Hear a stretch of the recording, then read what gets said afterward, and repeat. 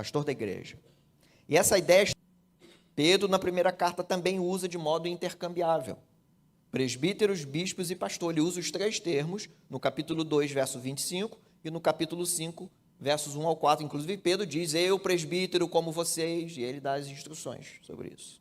Então, fica notório que as palavras são intercambiáveis. Quando a gente vê bispo, episcopado, presbítero, e às vezes alguma referência a um pastoreio, é a mesma pessoa. Então, Paulo está se referindo aqui às credenciais dos pastores. É o que a gente vai ver hoje. Vemos também, ao longo desta carta e em outras cartas, que no Novo Testamento as igrejas possuíam mais de um pastor. Era normal isso. Alguns presidiam a igreja, outros se esforçavam na pregação e no ensino. A gente vê isso no capítulo 5, verso 17. Então, o conceito de vários pastores em uma igreja tem amparo bíblico. E não digo nem um pastor titular e auxiliares, que é possível, mas pastores no mesmo patamar. Ou talvez um presidindo e os outros adjuntos, não sei, e aí os nomes vão variar. Mas é bíblico, é neotestamentário as igrejas possuírem mais de um pastor. Porque a tarefa é difícil, muito difícil, pesada, embora uma excelente obra, mas ela é pesada. Tendo homens fiéis neste modelo, a carga fica dividida. Verso 2, então, ele diz, vai destacar e enumerar as qualificações para um homem ser pastor de uma igreja local. E é interessante notar que todas essas qualificações deveriam ser encontradas no crente. Uma vez dando uma aula de EBD, lá na primeira, sobre essa carta, uma irmã comentou sobre isso. Mas isso aqui não deveria ser de todo crente? Sim, deveria, mas para o pastor é obrigatório. Ele precisa atender essas qualificações, embora todo crente deveria viver assim. Porque o pastor é o exemplo do rebanho. Olha a responsabilidade. Por isso elas são obrigatórias, então, as qualificações. Paulo diz isso a Timóteo, no capítulo 5, verso 12. Seja exemplo para os fiéis na palavra, na conduta, no amor, na fé, na pureza. Pedro também vai dizer na sua primeira carta, capítulo 5, versos 2 e 3, que pastoreiem o rebanho de Deus, que há entre vocês não por obrigação, mas espontaneamente, como Deus quer, não por ganância, mas de boa vontade, não como dominadores do que lhes foram confiados, mas sendo exemplos para o rebanho. Então, sim, o pastor deve atender, precisa atender essas qualificações. Por isso que Paulo diz, é necessário, no verso 2, não é uma lista de sugestões. Olha, vou dar algumas sugestões, e aí vocês escolhem algumas aqui. Não. É uma lista obrigatória, que a igreja deve atender para escolher os seus líderes, escolher o seu pastor, seus pastores. São credenciais, então, ou qualificações obrigatórias. A gente precisa lembrar do contexto da igreja aqui, em Timóteo, da carta a Timóteo, que a igreja estava sob ataque de falsos mestres. E eu tenho frisado isso em todas as exposições, para a gente não perder o contexto da carta, que promoviam discussões tolas, brigas e desavenças. A carta mostra um ambiente beligerante por causa das heresias e por causa de líderes que se afastaram da sã doutrina. Então, a gente encontra discussões, capítulo 1, verso 5, discussões, brigas, inveja, provocações, difamações e polêmicas sem fim, no capítulo 6, falatórios inúteis e profanos, ainda no capítulo 6, minando a fé. Pastores se corrompendo, como a gente vê no capítulo 1, verso 20, a citação de Himeneu e Alexandre, dois líderes, talvez, e muito talvez aqui, bem possível que fossem pastores. Porque Paulo diz aqui, no capítulo 1, que ele vai falar alguns. E ele cita no final do capítulo 1, o nome desses dois eram líderes proeminentes, que Paulo diz que foram entregues a Satanás para serem castigados, para aprender a não blasfemar. Então, Timóteo agora está com a incumbência de escolher líderes, porque há um vácuo de liderança. Ele precisava escolher novos pastores, não poderia ser qualquer um, haja vista o ambiente ruim da igreja, um ambiente de briga. E como Paulo mesmo avisou aos presbíteros de Éfeso, lá em Atos, na terceira viagem, Atos 20, No próprio meio pastoral surgiu lobos devoradores, e isso aconteceu. Isso fica notório na leitura toda da carta. Quando a gente lê ela de uma vez só, a gente percebe que os líderes não estavam dando bom exemplo. Então, lobos devoradores corrompendo o rebanho, levando os seguidores atrás de si, envergonhando, maltratando a sã doutrina. Então, a escolha de líderes, a escolha de liderança precisava ser criteriosa, sim. Conforme o padrão de quem? De Deus, que inspirou Paulo a escrever a seu filho Timóteo. Então, não bastava aspirar, desejar o episcopado, mas também atender aos requisitos que Paulo vai enumerar. Até o verso 6, então, a gente vê credenciais a serem vistas pelos de dentro da igreja. Os membros da igreja local é que deveriam olhar essas credenciais e perceber, esse sim, esse não, esse atende, esse não. E no verso 7, o testemunho dos de fora. Então, o homem que almejasse ou aspirasse o episcopado deveria atender as credenciais de dentro do povo e do lado de fora também, da sociedade, da comunidade, da cidade de Éfeso. E a primeira exigência é que ele seja irrepreensível, e só essa palavra aqui já dá um livro. Porque o que há de discussão sobre o que é irrepreensível só perde para o esposo de uma só mulher, que a gente chega já já. Mas em termos de debate, em termos de ideias, e o que Paulo pensou quando ele diz irrepreensível, cada pastor que você conversa, cada livro que você lê, aponta para coisas diferentes, detalhes diferentes. O que é certo? Não se trata de um homem perfeito, porque ele não existe, só Cristo Jesus. Nenhum pastor é perfeito. Talvez você já tenha alguma lista das minhas falhas. Talvez. E tem falhas. O que se espera, então, do homem irrepreensível é que ele não deveria ser acusado de falta, de pecado não tratado. Não deveria deixar rastro sem o devido tratamento, não deveria ser acusado de alguma coisa que manchasse seu nome, sua conduta. O homem não deveria ter nada que fosse digno de repreensão. Então ele deveria estar acima de qualquer censura, nos termos bíblicos. Não é sobre gosto. Eu queria um pastor mais alto, com cabelo mais cheio, ondulado, mais forte. Não sei. Não é sobre gosto. É sobre o modelo bíblico. Então, Hernandes Dias Lopes diz assim, uma pessoa irrepreensível é aquela que tem uma vida coerente no lar, na igreja, no trabalho e na sociedade. É um homem que não tem duas caras, nem duas almas, não tem vida dupla. É uma pessoa plenamente confiável. O que vocês veem é o que é. É isso. Acho que o pastor Hernandes deu um bom resumo. E talvez a qualidade irrepreensível aqui seja a qualidade que norteie toda a lista. Isso é possível. Assim como a gente pensa no fruto do Espírito, e o primeiro gomo é o amor, e existe sim um debate sobre isso, que talvez aí o amor seja o gomo que norteie todos os outros 8 gomos do fruto do Espírito. Porque a vida da igreja, a vida do crente é fundamentada no amor bíblico. Então é bem possível. E é bem possível, então, do mesmo modo, que irrepreensível aqui seja o norte de todas as outras listas, de todas as outras qualificações. Então seja o cabeça da lista, o cabeçalho da lista. Então o que é repreensível? Isso assim é o que nós veremos. E isso faz muito sentido. Então não é irrepreensível o meu modo. Eu vou analisar se alguém é irrepreensível e aí eu faço uma lista. Não, é irrepreensível nessa lista. A gente nem aumenta e nem diminui. Algo parecido com os dons do Espírito. Eu já ouvi coisas do tipo. Não, eu tenho um dom tal, mas está na lista da Bíblia? Não. Então por que você diz que é dom do Espírito se não está na lista? Nós temos 3 listas de dons espirituais. E algumas são parecidas, alguns dons parecidos, comuns e outros diferentes. Então a gente também não cria lista. A gente obedece a lista, segue a lista que já foi dada e inspirada pelo Espírito Santo.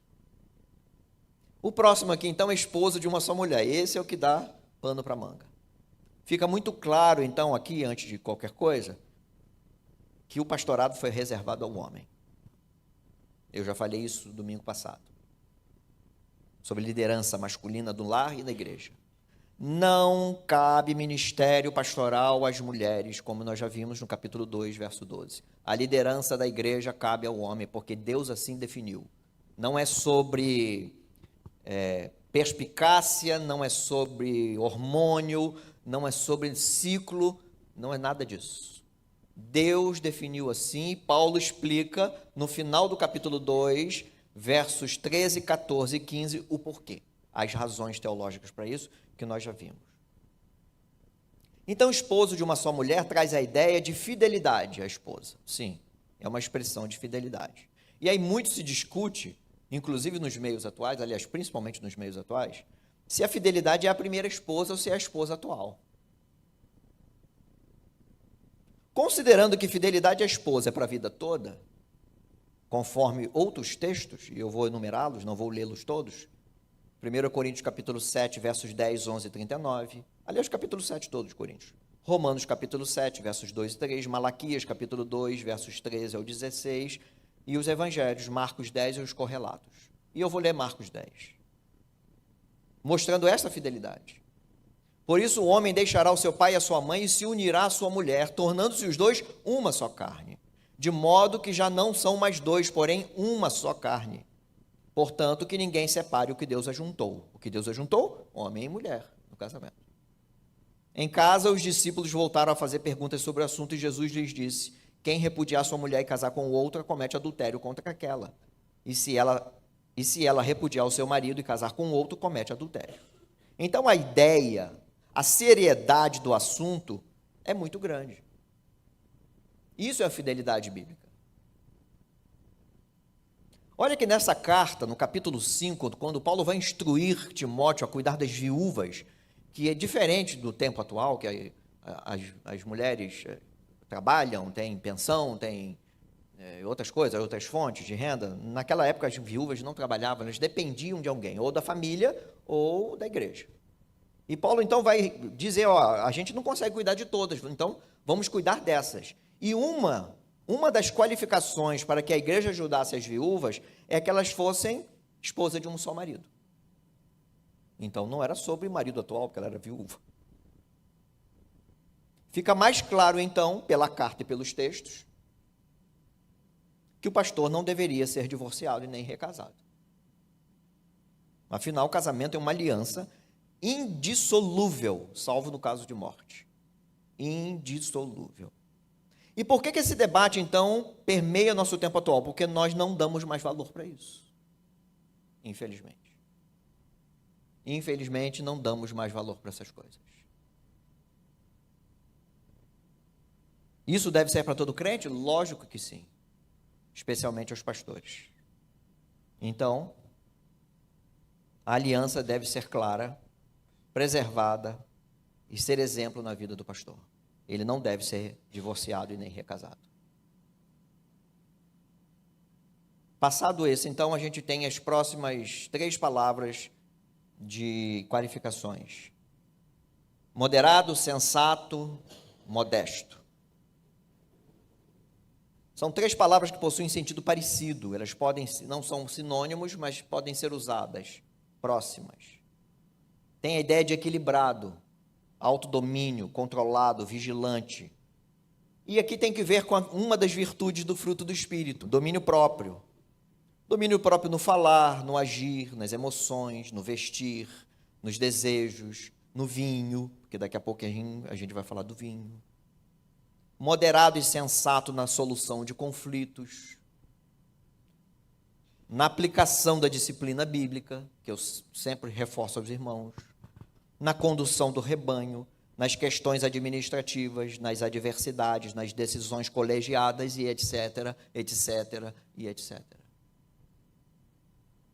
Sensato e modesto no vestir-se, do mesmo modo que Paulo disse para as mulheres, aqui no capítulo 1, verso 9, se enfeitem, da mesma forma que as mulheres em trajes decentes, se enfeitem com modéstia e com bom senso, não com tranças no cabelo, ouro, pérolas ou roupas caras. Então aqui é sobre ostentação, Da mesma forma, o pastor deve ser modesto no vestir-se.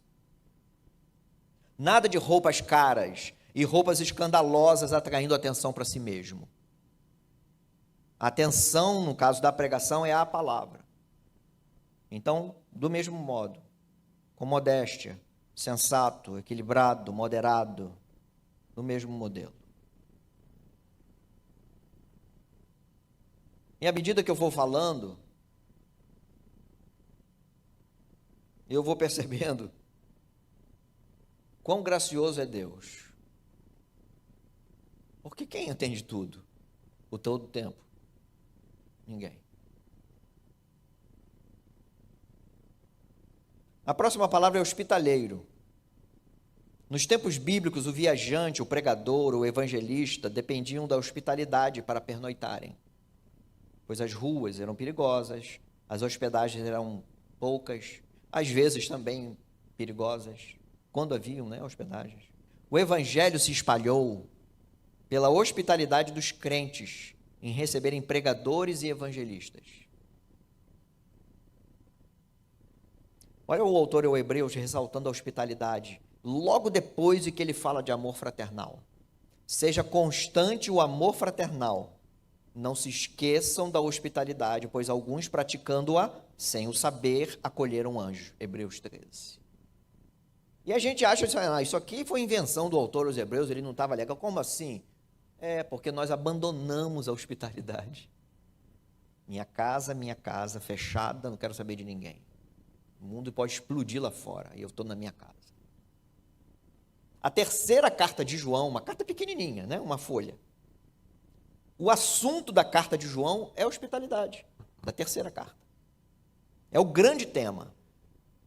E mostra que acolher pregadores é também participar da proclamação do evangelho junto com eles, só porque você recebeu. Você é coadjuvante na pregação, você não é o pregador, porque você acolheu o pregador. O texto diz, portanto, devemos acolher esses irmãos, João dizendo, para que nos tornemos cooperadores com eles na proclamação da verdade. 3 de João, verso 8. Eu sei que muita coisa mudou. Inclusive o individualismo, nosso ocidental, que é mais acentuado, afastou a prática da hospitalidade. Nem entre nós exercitamos hospitalidade. Nem entre nós exercitamos hospitalidade. É claro que nós precisamos de sabedoria e cuidado para abrir a casa. O mundo é mau e cada dia mais mau. Precisamos avaliar muito bem quem colocamos para dentro de casa. Mas mesmo assim, isso não é desculpa para abandonarmos a hospitalidade. Abramos sim as portas da nossa casa para quem precisa de um pernoite, de uma refeição quente, para um missionário, um pregador, uma família conhecida em necessidade, um irmão da igreja, ou um irmão da igreja de outro lugar que veio à cidade, sei lá, fazer o quê, e precisa de um lugar. Abramos a porta das nossas casas para a hospitalidade. Olha que interessante que no capítulo 5 desta carta, aquela viúva, aquela lista de qualificações para a viúva ser ajudada pela igreja, uma delas é que ela deveria ser hospitaleira. A viúva ser ajudada, ela deveria então demonstrar a vida cristã dela. E como demonstrar? Um dos itens, ser hospitaleira. Então, muito mais o pastor deve ser hospitaleiro, a fim de ser exemplo para que a igreja também seja. Não adianta eu falar só. Eu também preciso exercitar, e exercitar primeiro, para que a igreja então também aprenda a ser hospitaleira. É uma demonstração de um coração virtuoso no evangelho. Às vezes nós idolatramos nossa casa. Não, vou abrir não, porque vai comer minha comida, vai bagunçar a mesa, e sei lá o quê, e etc, etc, etc. Não é arrumar uma festa, é abrir a casa e servir o arroz com feijão e o ovo frito e a saladinha de tomate, está tudo certo. Claro que você pode fazer a festa, pode fazer um café colonial, um almoço, churrasco, isso tudo é ótimo, tudo é bem-vindo. Mas quando a gente diz hospitalidade, é abrir a porta para aquele que está precisando, e aí você vai avaliar quem você vai colocar para dentro, com a comida simples do dia, da semana. Aquela talvez requentada de ontem, que é realidade nossa. Por muitas vezes a gente come a comida requentada e está tudo certo. Glórias ao Senhor e graças ao Senhor que tem a comida. É isso é hospitalidade. Nós perdemos isso. Perdemos isso. Nós, às vezes, idolatramos nossa casa, que é uma graça do Senhor, né? Deus nos deu residência. E, por vezes, idolatramos a casa e não abrimos as portas no exercício da hospitalidade. Próxima qualificação é apto para ensinar. Essa é a atividade principal do pastor. Principal, esse é o eixo principal, é o cerne. A pregação, a EBD, o culto, o aconselhamento, as visitas, todos são meios de ensino da palavra.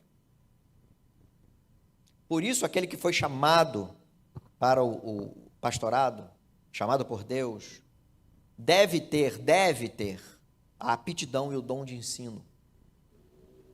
Não por menos, Paulo aos Efésios disse que Deus deu líderes ao povo, e ele enumera 4 lá, a fim de capacitar o povo à maturidade espiritual, e um desses ofícios, ele termina com esse, ele fala do pastor mestre, não são 2 ofícios, 2 pessoas, são 2 atividades para o mesmo.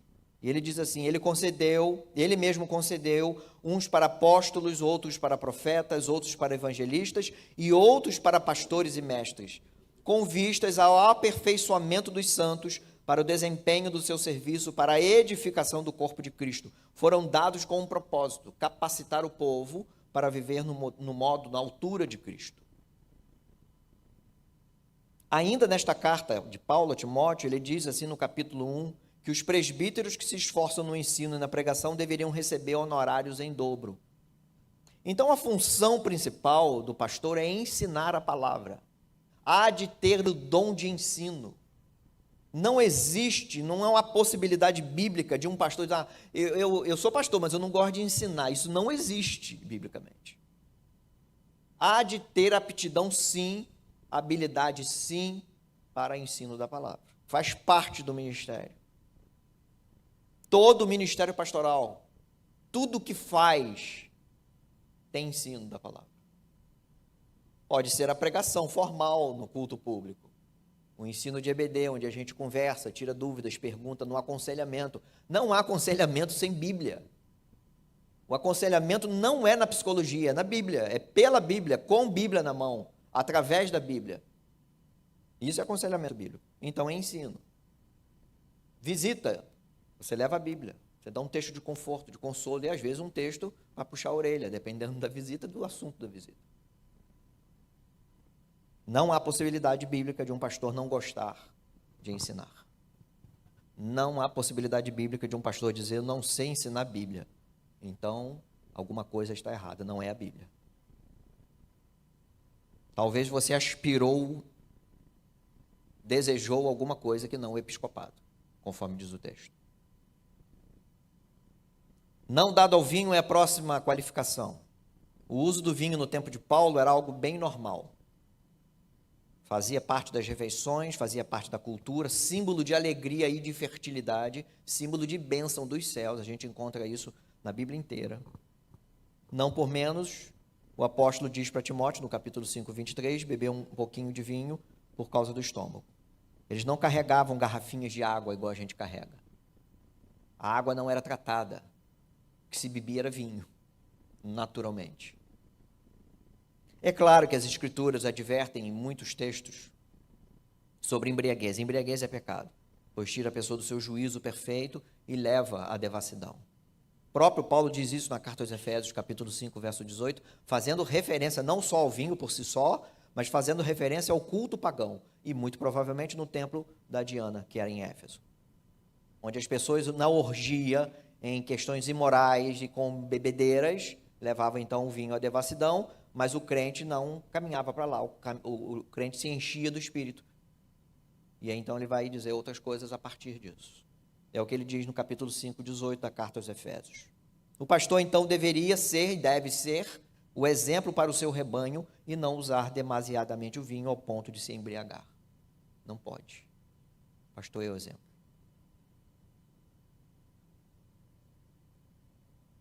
As próximas credenciais: nem violento, porém cordial, inimigo de conflitos. Numa igreja, Éfeso, onde as brigas estavam acontecendo por discussões de fábulas e genealogias, ensinos de demônios e etc., era necessário que o pastor não fosse inclinado ao embate. A carta não diz se algum pastor pegou alguém pelo pescoço. A carta não diz.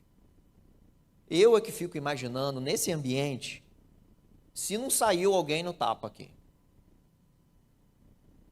Não sei. Não saberemos. Eu que fico imaginando. Isso é só a minha imaginação.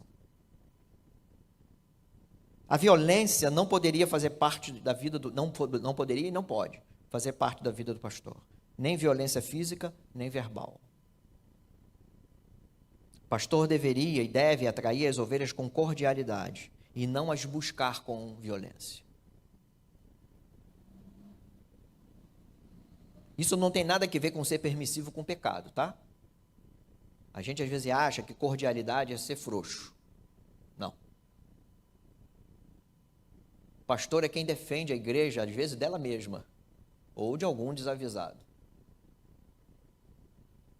O pastor é quem zela primariamente pela santidade e pela saúde da igreja, a responsabilidade dele. Mas não cabe ao pastor bater boca e discussões violentas sobre algum assunto. O pastor deve ser o primeiro a promover a paz no meio da igreja. Por isso ele deve ser cordial, conforme diz o texto. Inimigo de conflitos. Então vai deixar um ambiente conflituoso? Não, disciplina bíblica. É para isso que existe disciplina bíblica. Aplica-se a Bíblia, então. E se o grupo, as pessoas, ou a pessoa não quer, desliga-se. Conforme a gente já aprendeu em outros textos, e Mateus 18 é o melhor de todos para isso. Aqui mesmo, né? Nós já fizemos isso, já meditamos nisso. Paulo diz lá no capítulo 1, verso 20, entre esses, aqueles que estão bagunçando a igreja, estão Himeneu e Alexandre, os quais entreguei a Satanás, disciplina, para serem castigados a fim de que não aprendam a blasfemar. Disciplina. Não querem andar conforme essa doutrina, então são desligados, são disciplinados. Então a gente não confunde cordialidade com permissividade, mas o pastor então deve ser cordial, não violento, inimigo de conflitos. O pastor não deve ser avarento. O pastor não deve ser escravo do dinheiro, cobiçar as coisas dos outros. O ministério deve ser mantido adequadamente pela igreja. Quando eu digo mantido financeiramente pela igreja. Capítulo 5, versos 17 e 18, desta carta. Mas o ministério pastoral não é sobre enriquecimento. Embora a gente tenha vê por aí, algo diferente, né?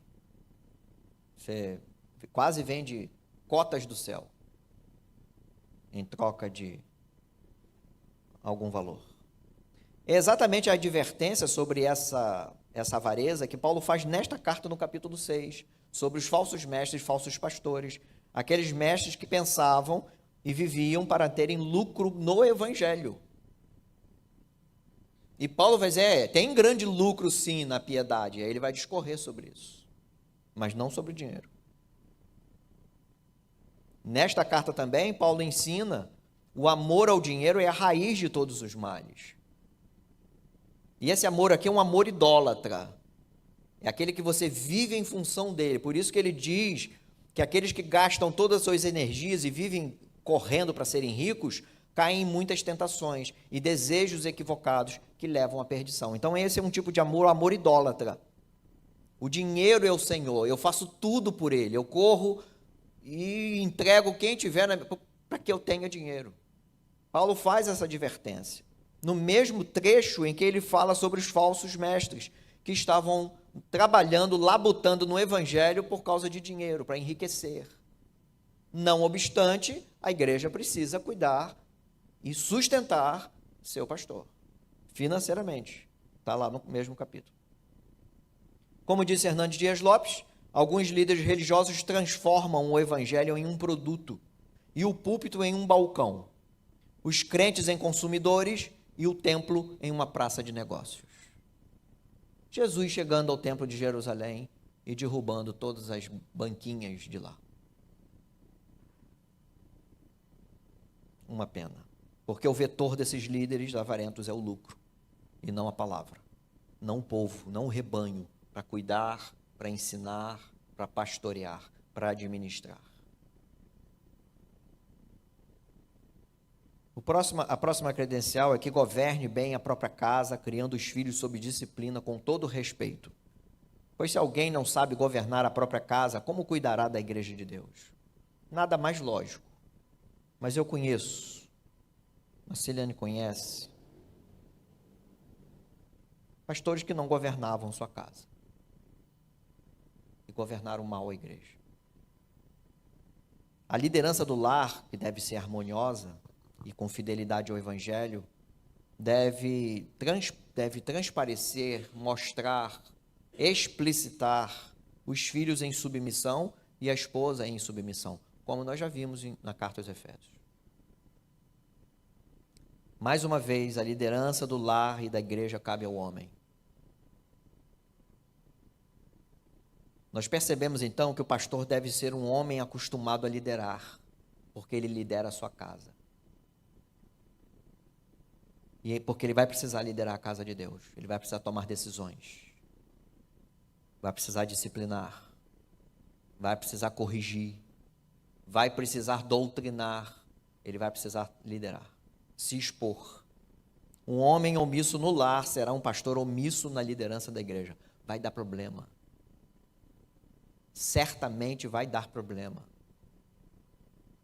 Porque a Bíblia já está dizendo isso. E como eu disse no início da exposição, nós não damos muita bola para o texto. Nós vimos domingo passado que o vácuo de liderança na igreja em Éfeso estava trazendo turbulência no convívio do povo e perturbações no culto público. Porque não estavam os líderes e pastores, talvez, nesse modelo. Abandonaram a liderança da igreja, causando turbulência no culto. Então, o presbítero, o líder, o pastor, deveria resolver as questões diversas. Está acostumado a liderar, está acostumado a tomar decisões, começando então pela sua casa, pela sua esposa, pelos seus filhos.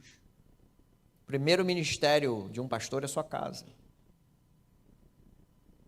E isso envolve liderar. Isso é para todo homem, mas nós estamos falando hoje do pastor. Então ele deve ser o exemplo nessas coisas. Se um pastor, a sua casa é bagunçada, e eu não estou falando de roupa pendurada naquele, não sei o nome daquele negócio, aquele pedaço de pau que tem um monte assim para o lado, que você pendura a roupa e vai pendurando. Não estou falando disso. Estou falando de uma casa que não tem comando, não tem liderança, não tem disciplina, não tem submissão, não tem ordem. Vai esperar que um pastor organize a igreja como? Se em casa não tem. Não vai. A Bíblia já está avisando. Não vai dar certo. Então, os filhos devem ser obedientes, conforme as Escrituras. A esposa deve andar em submissão, conforme as Escrituras. E o pastor, o homem da casa, deve liderar, conduzir sua casa segundo as Escrituras. Próximo item, não seja recém-convertido para não acontecer que fique cheio de orgulho e incorra na condenação do diabo. O novo convertido, independentemente da sua idade, não deveria e não deve ser levado ao ministério pastoral, porque senão ele vai ficar orgulhoso. Porque quando a gente está no seminário, a gente acha que sabe todas as coisas.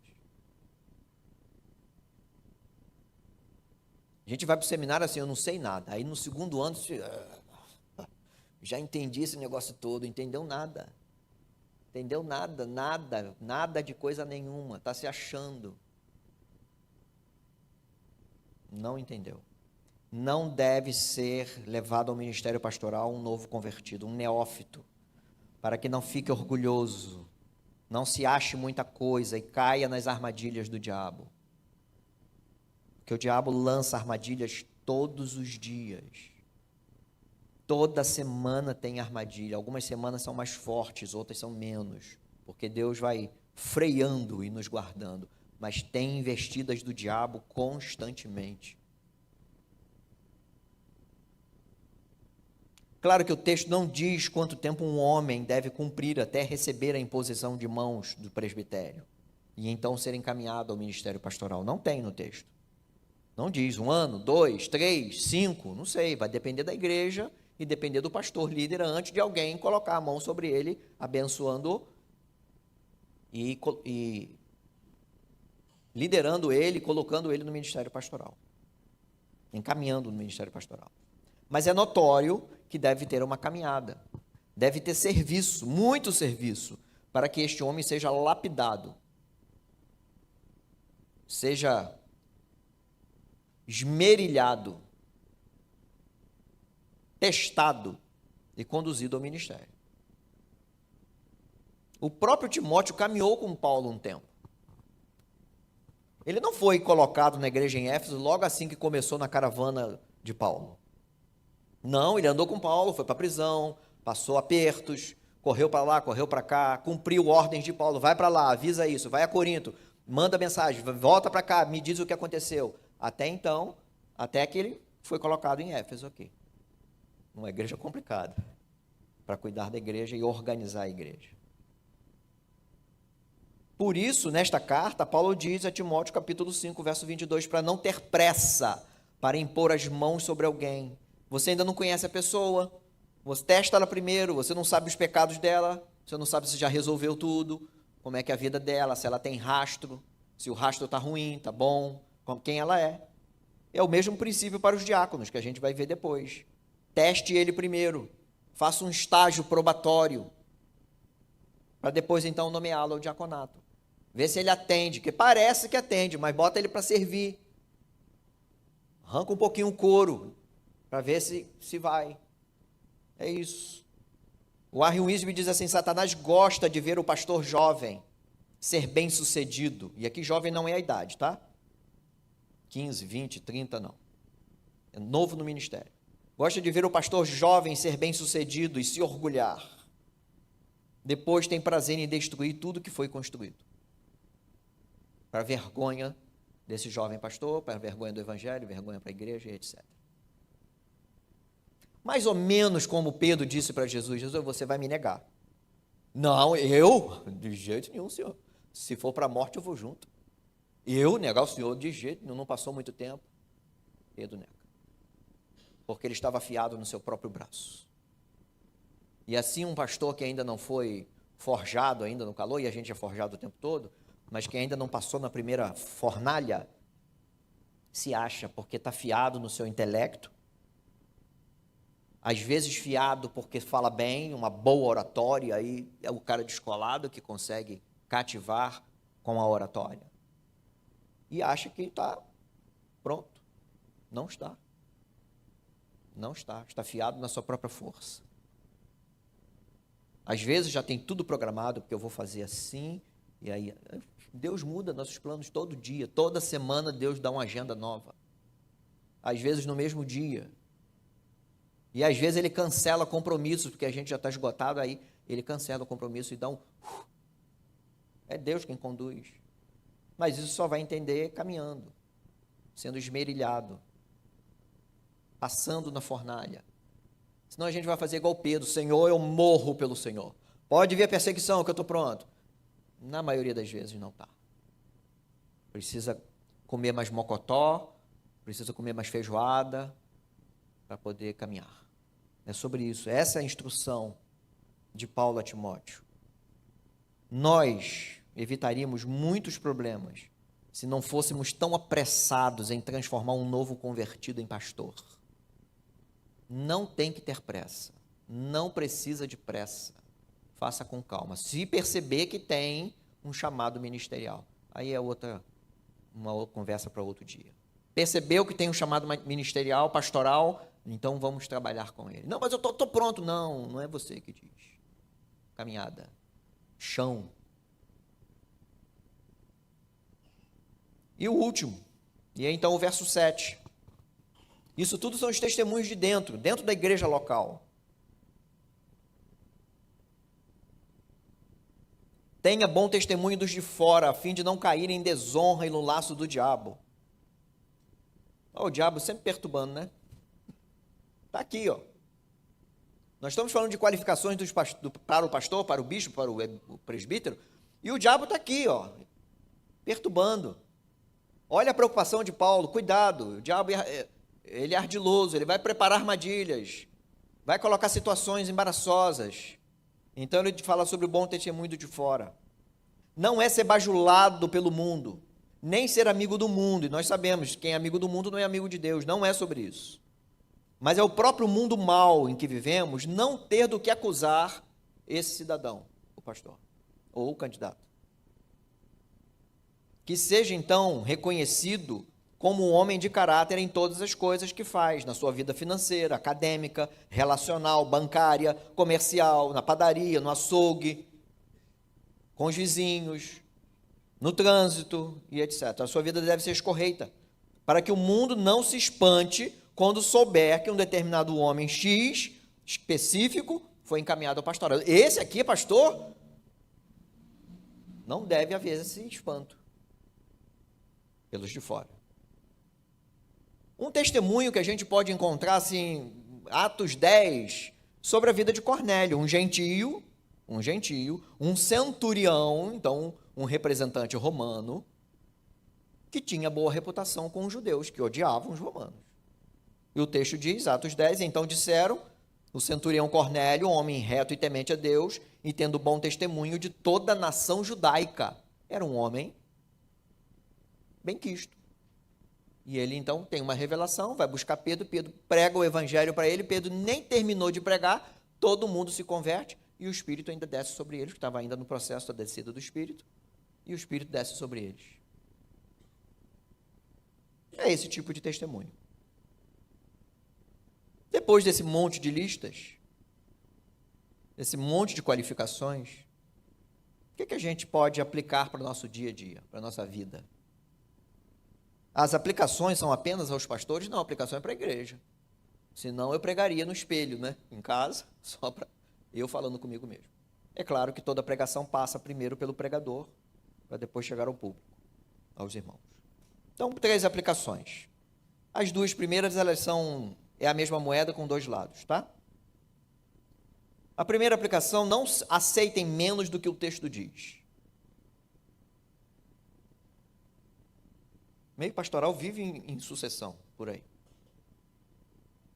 Uma igreja não pode abrir mão dessas qualificações. É a primeira coisa que se verifica.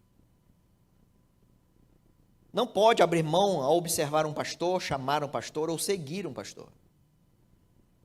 Nós vivemos em tempos muito estranhos, onde as escrituras têm sido relaxadas em muitos assuntos. Esse é um deles. A gente separa, tem gente, talvez, quase, cortando, né? Esse texto não me agrada, esse aqui não é legal, esse aqui é bom, deixa. E a gente ainda bate no peito dizendo que a Bíblia é nosso manual de fé e prática. Não aceitem menos do que o texto. Infelizmente, o tempo tem sido assim, de relaxamento com as escrituras, inclusive nas questões pastorais. Estamos em tempos tão estranhos que mulheres estão sendo conduzidas ao ministério pastoral como se isso fosse biblicamente aprovado. Já falei disso semana passada, eu vou repetir. E todas as vezes que eu tiver oportunidade, eu vou falar desse assunto. Oportunidade no sentido do assunto, do texto, do assunto. Não há base bíblica para ministério pastoral feminino. Isso é contra o texto, contra o que Deus determinou para a liderança da igreja. Por isso nós vivemos tempos estranhos, porque a Bíblia está sendo deixada de lado. E isso é só a porta. A porta de entrada para muitas outras heresias e maluquices. Então, não aceitem menos do que o texto. Não são sugestões para a gente ver se gosta ou não, são ordens. Fiel é a palavra, é necessário. São expressões para que Timóteo organizasse a igreja que estava bagunçada. Segunda aplicação, não cobrem mais do que o texto diz. Aí tem o outro lado, né? Igrejas que cobram mais do que as escrituras. São tantas exigências acadêmicas de vestimentas, de número de filhos, e aqui eu estou falando de número de filhos, o pastor tem que ter 4 filhos, um exemplo. Tempo específico de ministério, habilidade em gestão empresarial, e curso e mestrado de gestão, sei lá o quê, de pessoas, habilidades emocionais. Habilidade emocional a gente aprende nas escrituras, já ensinei isso para vocês. A Bíblia fala das emoções. Inteligência emocional, tem que ter um curso de inteligência emocional. A inteligência emocional é Cristo. Olhe para o Evangelho e suas emoções serão redimidas. É pecado fazer o curso de inteligência emocional? Claro que não. Não é pecado, não. Só não é a solução é o Evangelho. E aí algumas igrejas cobram tanto que parece que estão procurando um CEO, né? um mega empresário para comandar a igreja, enquanto Deus inspirou Paulo para escrever a Timóteo e a Tito também, porque tem lá repetido, como é que deve ser. Está aqui. E a gente cria mais coisas. Por um lado, deixamos de cumprir e por outro lado, exageramos. Então, o equilíbrio é a solução? Não. A solução é a palavra. Segue a palavra, conforme está aqui. E o terceiro sobre mim e eu mesmo. Orem pelo seu pastor. E aqui eu não estou falando de um pastor aleatório, não, estou falando de mim. Eu, com CPF, identidade. Orem pelo seu pastor. Eu não sou perfeito, todo mundo sabe. Nada perfeito. Quem sabe mais é Marceliane. Gabriel também, mas Marceliane sabe mais ainda. Não sou perfeito. Muitas coisas para aprender, então preciso das orações dos irmãos. Ministério é um nobre ofício? Muitos sabem que eu corri o máximo que eu pude. O pessoal da primeira de Volta Redonda sabe também. Corri o máximo que eu pude, mas Deus me botou num canto e aí eu não tinha mais para onde correr. Orem por mim. Ministério é um nobre ofício, excelente obra, como o texto diz, não tem nenhum glamour. Se alguém aspira ao episcopado achando que tem algum glamour no ministério pastoral, vai se arrepender, porque não tem glamour nenhum. Tem responsabilidade, serviço e graça do Senhor. Tem. O ministério pastoral é realizado por um homem pecador, falho, imperfeito, então carece das intercessões da igreja. Para que Deus, então, me proteja, me mantenha fiel a Ele mesmo. Minha fidelidade número 1 tem que ser o Senhor. Então serei fiel à minha família, então serei fiel à igreja. É sobre isso. Chegando à conclusão, o chamado pastoral, amados, é um exemplo magnífico da graça do Senhor. E aí o pastor sabe bem disso, todo pastor. O Deus perfeito e santo, imaculado, que não quer nem olhar para a gente pecadora perto dele.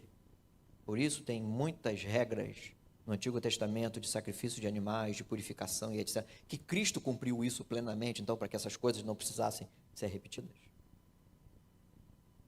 O Deus perfeito, desse modo, conduz seu povo, chamando homens pecadores, para conduzir o rebanho que é dele, temporariamente.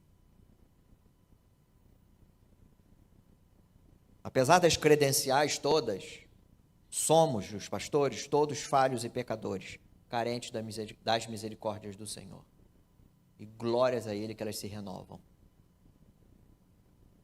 Então, que o labutar pastoral meu e dos demais homens fiéis, eu estou falando dos pastores fiéis, tem uns picaretas por aí, muitos, homens fiéis, que esse labutar pastoral seja um reflexo, mesmo que embaçado, porque nós somos falhos, mesmo que embaçado, mas seja um reflexo do Supremo Pastor, Jesus Cristo. Esse é o bom pastor.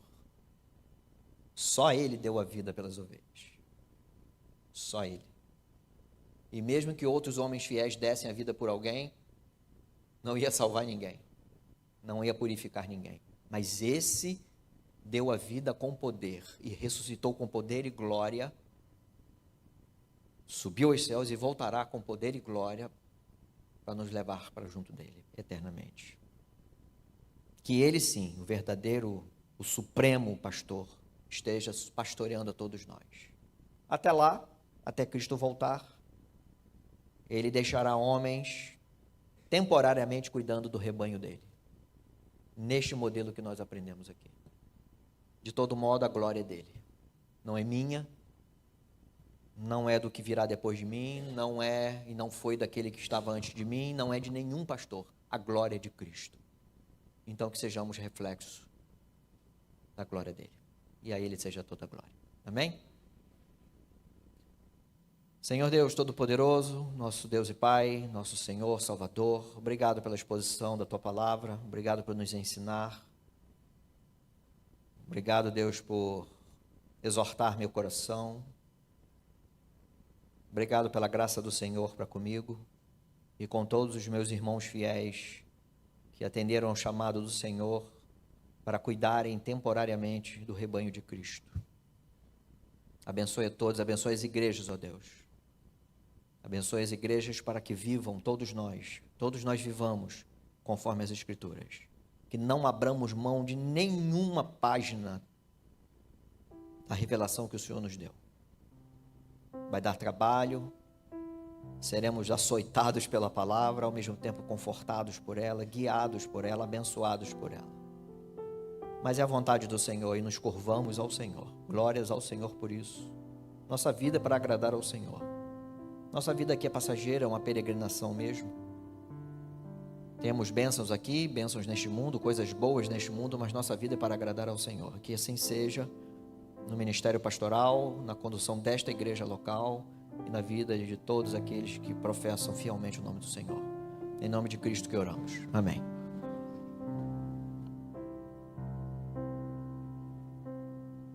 Vamos ficar em pé. Cantar sobre a bondade do nosso supremo e sublime pastor.